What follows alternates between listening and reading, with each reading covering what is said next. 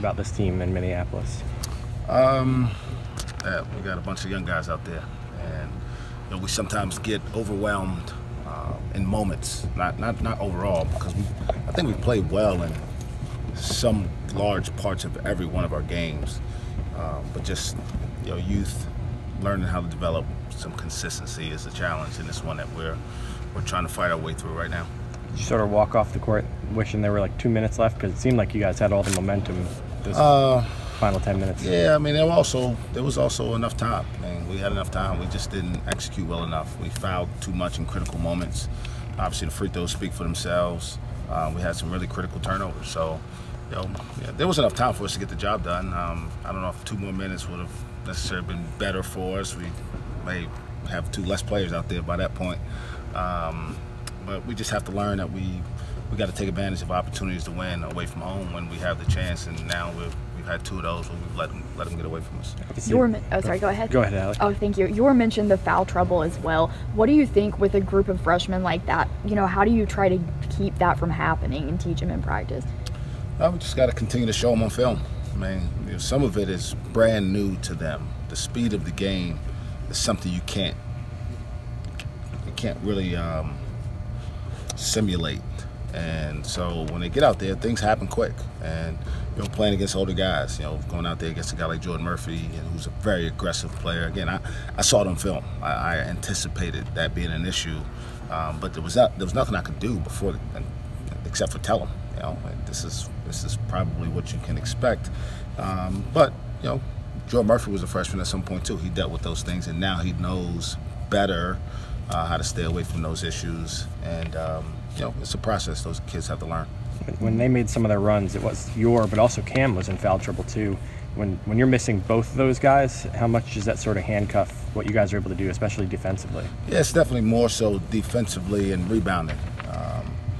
And so that's what a concern is we got to find some other guys who can help rebound. We obviously went really small there for a large part of the second half, but that's a really good lineup for us because we can space the floor out. We got pretty much everybody on the floor can shoot, and so there's some things that you can grow positive out of that. You can see that, all right, maybe if we need to press or if we need to really drive the basketball, we can play with 3 or 4 guards that are playmaking type kids at one time. But we have to solve the issue of foul issues. No different than what we had a senior who had some issues last year. Mitchell Solomon was in foul trouble quite a bit throughout his career, and I'm certain that you will figure it out, and we'll try to help him as much as we can. I thought experience going against someone like Jordan Murphy help those guys come conference season. They have some of those experienced big guys downside. Yeah, we're gonna face guys like him throughout conference play. Texas is really big. Kansas is always big. Texas got some good size. K-State's got good size, and so it's good preparation. The schedule's put together for a reason because I wanted to make sure that once we got to January 5th or whenever that first league game is, that these guys wouldn't be blown away by size and athleticism. And so it's hard to go through it. It's hard to lose those games this time of year, but it's a big picture here, and we're trying to prepare ourselves to be playing our best basketball once the calendar turns. The trip to Tulsa 2 years ago stuck out because it was a big game for that freshman class. Obviously, having Juwan and Phil down. What do you remember about that game, being an assistant at the time? I don't remember much about wins, to be honest. I remember Thomas made some big free throws late. I remember those guys all being on the court together pretty much toward the end, and Lindy made a couple of big shots, but nothing else specific.